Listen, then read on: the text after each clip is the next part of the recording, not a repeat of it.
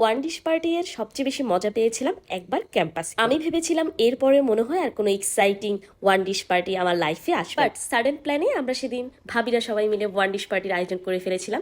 আর যে ভাবি বাসায় করা হয়েছিল, ঢুকতেই ভাবি এত সুন্দরভাবে ওয়েলকাম ড্রিঙ্ক দিয়ে আমাদেরকে রিসোর্ট ফিল দিয়েছিল। যা হোক, প্রত্যেকে আমরা একটা একটা করে ডিশ নিয়ে গিয়েছিলাম। ডিশগুলো আর আলাদা করে বলছি না, আপনারা দেখিয়ে নেবেন। এখানে সার্ভ করা হচ্ছে। আমি হয়তো বা ডিটেলস কোনো ভিডিও নিয়ে নিই, বাট মেমোরি রাখার জন্য একটু একটু ভিডিও নিয়েছি। একবার করেছিলাম কি, যখন ক্যাম্পাসে ওয়ার ডিশ পার্টি করেছিলাম, আমি একটা গান দিয়ে সেটা আপলোড দিয়েছিলাম। কপিরাইটের কারণে সেটা আর আমার কখনো স্মৃতি হিসেবে আসলে থেকে যাবে না।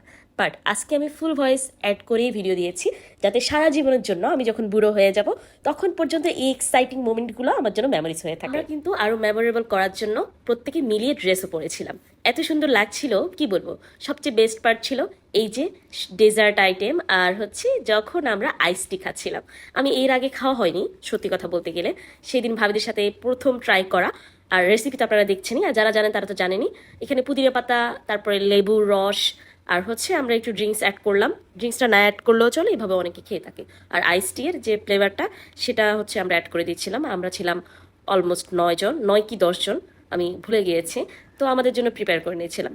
তো এই ছিল আমার আজকের দিনের গল্প। আজকের দিনের বলতে আমার যে ওয়ান ডিশ পার্টির যে মেমোরেবল ডে এর একটা পার্ট বলতে গেলে আমি এখানে শেয়ার করেছি।